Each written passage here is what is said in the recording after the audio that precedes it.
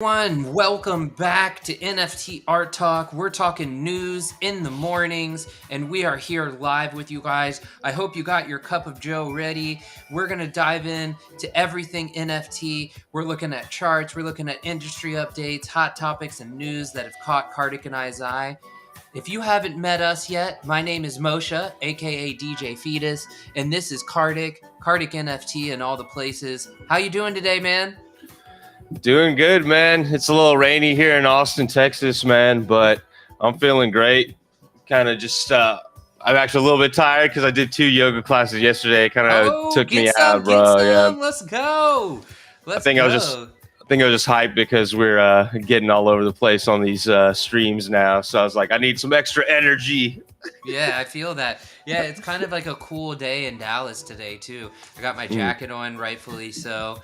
Yeah, same yesterday, man. I've been getting in my exercise routine. Been walking a couple miles, hitting some sit-ups and push-ups every day, just getting like the healthy routines back. So I vibe on that. And as you can see, fans of Miami, let's go Heat.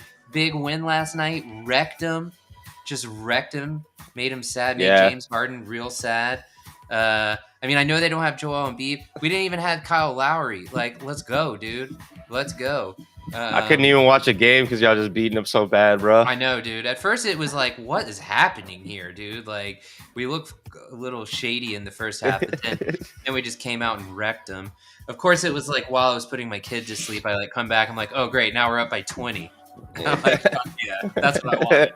But anyways, look, we're here to talk about the news, not about the Miami Heat. Go Heat, NBA playoffs, big deal for Kartik and I. Let's go ahead and dive in a little. All right, cool, man. We like to share screens. If you're new to this and this is your first time here, please don't forget to like and subscribe. We really appreciate your support. If you're on YouTube, if you're on Twitter, or any of the other places, come on over to YouTube and hang out with us here or follow us there. We pulled up some OpenSea charts to look at quickly this morning. This is just kind of the top NFTs in the last 7 days in music. So we kind of pulled different categories rather than just like always the most popular. We want to see what's happening to the whole scene. Love seeing Violetta up here. Snoop Dogg and the XYZ. If you haven't seen that, that's really... Snoop's got 2 of them on OpenSea.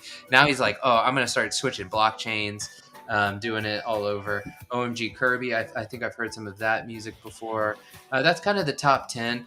I always think it's interesting personally because it shows you like how developed this music scene is. Like we'll look at some of the other categories on OpenSea, but you can even see here like these are not like huge volumes and in the top 100 on OpenSea, which is one of the most popular NFT marketplaces, you know.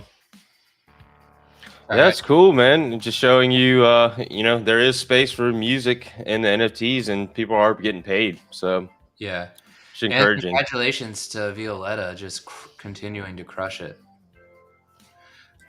Yeah, we did the same for photography. We see some really interesting projects up here. Photography is a really cool space in the NFTs scene. If you haven't experienced it, we talk about it a lot on NFT Art Talk, our daily talk show where we review artists and art that inspires us every afternoon at 1 o'clock Central Time here in the same place on YouTube, Twitter, and Twitch. Don't forget about that. But yeah, we hopefully you can see this on your screen while we're scanning. But, you know, again, like even in the industry comparisons here, like, you know, this is about this collection is a top 100 last 7 days, and it's done about 1,500 USD, maybe a little bit less. I think ETH is under $3,000. So it's just interesting to see like this scene develop. Again, if you want to like dive into any of the specific artists, we'd love to have you on the show this afternoon or any afternoon in Central Time. And then we wanted to pull up the virtual worlds chart for you guys. We talk about the metaverse a lot. The metaverse is we're going to talk about it here when we dive into the news topics. You see some really, if you're not familiar, the sandbox and NFT worlds are just crushing it. It's interesting to see Decentraland down a little in volume. Again, that's just the last 7 days. So like if you look all time, if we're looking at like people who are just dominating the NFT space on OpenSea, again, this is a very niche market anyways. I guess I should preface that when I'm like showing you those numbers down at the bottom, those are just on OpenSea. That's not the market as a whole. That's not like every photography. That's just like one of the top like 3 places you can buy NFTs, you know? Yeah, and then I was watching something. They were saying Decentraland and Sandbox have been working on the metaverse for like many years. Actually, I want to say one of them was like since like 2015. So we just saw that Yuga Labs and Bored Ape Yacht Club came out with theirs. So just interesting. Those specific ones have been working on it for a long time. Yeah, and I think here it is on Coin Market Cap's top NFT collection. So I believe they're taking. I don't know exactly where they're gathering all of their stats, but this is a much larger view than just like what's happening in one specific marketplace, like OpenSea. Um, so yeah, this is the project that Kartik was talking about. Other Deed, it really crushed it. It was one of the largest NFT sales. Like they sold 40,000 NFTs in like just a matter of a couple moments, and it was just crazy hearing about it in the spaces yesterday. People selling them and like immediately, because anybody who had a Bored Ape Yacht Club or a Mutant Ape Yacht Club, I believe, were given one, like a free mint, and then those people were buying them too. You could use ApeCoin to buy them. It was really interesting. Yuga's just really leading the way. Yeah, I think they allowed two mints per wallet. Right. Yeah. And look, Yuga 1, 2, 3. Are they Doodles too? No. I don't know. I think Doodles is independent right now. CryptoPunks I know for. I mean, these are massive projects. Yeah. Estimated market cap is like billions of dollars, right? Is that? Yeah. It's like 900. No, it's like millions, like a couple hundred million. Okay, cool. Well, let's dive into some news topics. We're not just here to talk about the industry. Kartik, I'm going to let you kick it off, bro. Cool. Yeah. So this is an article I came across this morning. Vaneck enters Metaverse with launch of NFT collection. Vaneck community NFT founder Mark Bartlett said that the tokens could serve as a type of digital membership card. Vaneck, an investment firm with over $82 billion in assets under management, revealed its entrance into the metaverse by releasing a collection of 1,000 non-fungible tokens on Monday. Yeah, man, I just looked at this article because now you're having big players kind of getting in the scene. I just want to reiterate that is happening in this community. So Vaneck is one of the first ones. I always looked at these NFTs kind of looking as like a fan club or digital membership card for like one-on-one artists. So it's kind of cool to see that they're doing that as well, and they're kind of backing the whole scene. So I just kind of want to bring that up to everybody today. And they're the ones that tried to do the Bitcoin EFT. Actually, I think it got rejected. Yeah, ETF. Yeah. Or ETF. Yeah. Yeah, I was just reading that there. Very interesting. Very interesting.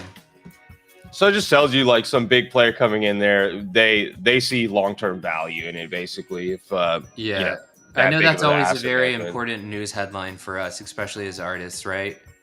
Bigger entities coming in and showing it just brings more credibility to the whole space. Not just NFTs either. It's like crypto as well. Crypto too, yeah. Very interesting. This is kind of our last news topic of the day today.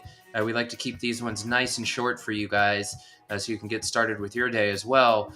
This USC the quarterback for USC, Caleb Williams, and Matt Leinart, former quarterback of USC, launch an NFT platform to help college athletes build NIL value. Williams has been one of the biggest beneficiaries of the NIL era in college football so far.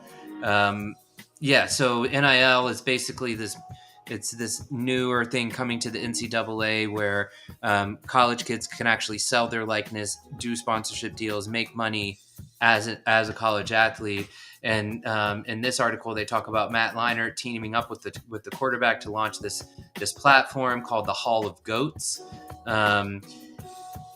Williams in a statement said, "I've been trying to figure out how to get into the digital collectible and NFT space for some time, but now, not until I joined the Hall of Goats team, have I seen a platform that helps amateur athletes in particular build their brands, tell their stories, and set them up for long-term success."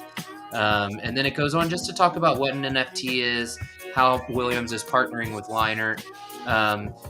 This is the Hall of Goats. If you're watching along with us, we have it up on the screen. It's just a group of really looks like very established people who have built this platform for the athletes, and very interesting stuff.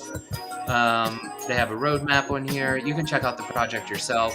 We'll get all the links in the description below after the episode airs today.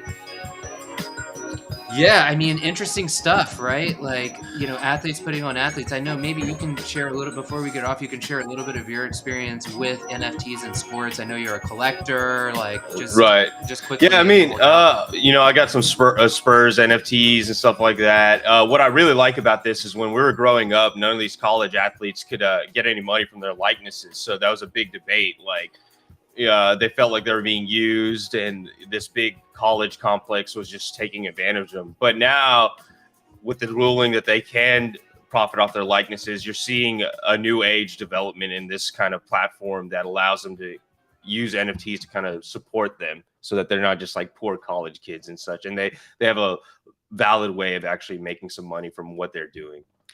Yeah, and what more? There couldn't be a way to empower people to own their likeness more than a digital asset that has a transaction hash attached to that transaction. It'll like these athletes can take, like, for instance, they could make their own playing card, sell it as an NFT, and then profit from it every time it sells. They've never been able to do that. Period. No athlete Right. has.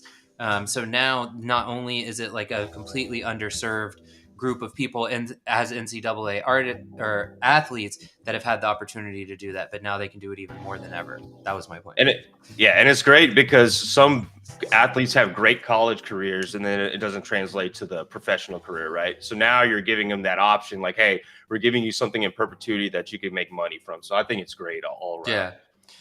Yeah. No shade on any athletes. Yeah, no shade. Yeah.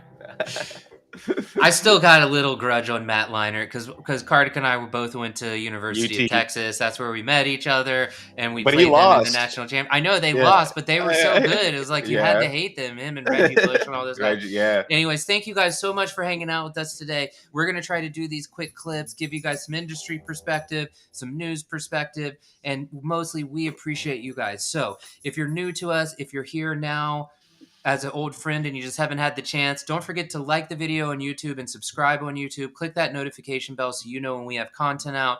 Also, please make sure that you follow us on Twitter if you're there, or Twitch if you're there. Hit the notification bells there as well. Later this afternoon, we have our art talk where we just talk about art and artists. It's a little bit more chill. Please come join us there at 1 o'clock Central Time. Tomorrow at 1 o'clock Central Time, we have an interview with an artist. Like, we just have so much content coming out. We hope you guys get a chance to experience it. We really appreciate your support, and we'll see you guys later.